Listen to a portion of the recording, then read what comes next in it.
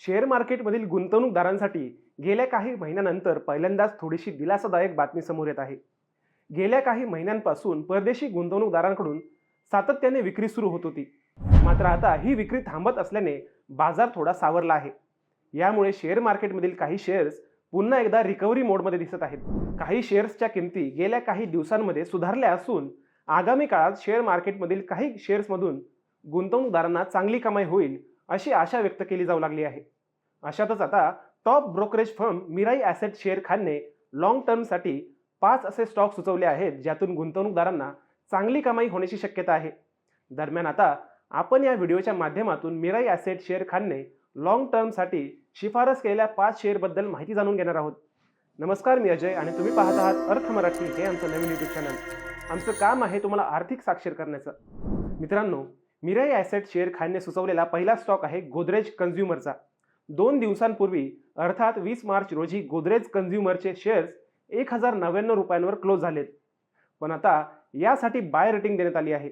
म्हणजेच हे शेअर्स खरेदी करण्याचा सल्ला देण्यात आला आहे. यासाठी ब्रोकरेजकडून 1675 रुपयांची टार्गेट प्राइस निश्चित करण्यात आली आहे.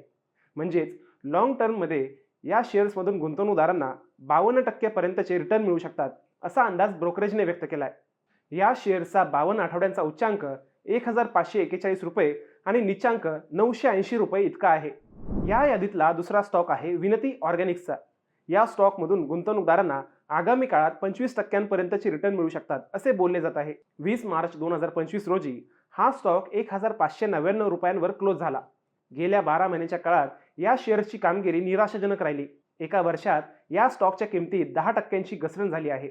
मात्र यासाठी आता टॉप ब्रोकरेजकडून 2000 रुपयांच्या टार्गेट प्राइससह बाय रेटिंग देण्यात आली आहे.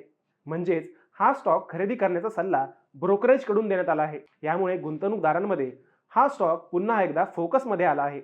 या यादीतला तिसरा स्टॉक आहे कार्बोरंडम युनिव्हर्सलचा. लॉंग टर्ममध्ये या स्टॉकमधून गुंतवणूकदारांना 13% पर्यंतची रिटर्न मिळू शकतात.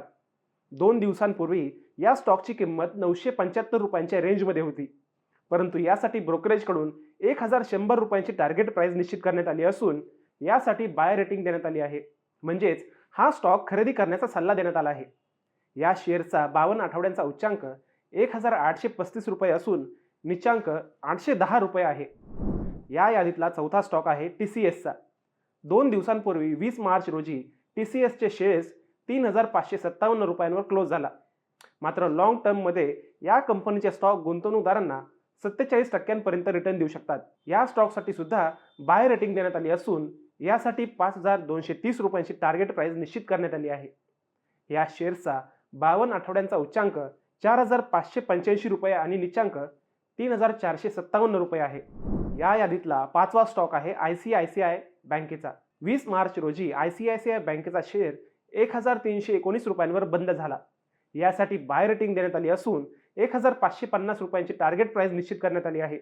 या शेअरचा 52 आठवड्यांचा उच्चांक 1361 रुपये असून निच्चांक 1048 रुपये आहे.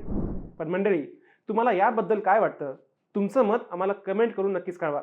तसेच व्हिडिओ आवडल्यास व्हिडिओला लाईक करा, चॅनलला सबस्क्राईब करा आणि शेअर करायला विसरू नका. पुन्हा भेटूयात आणखी एका नव्या विषयावर. तोपर्यंत सप्रेम नमस्कार.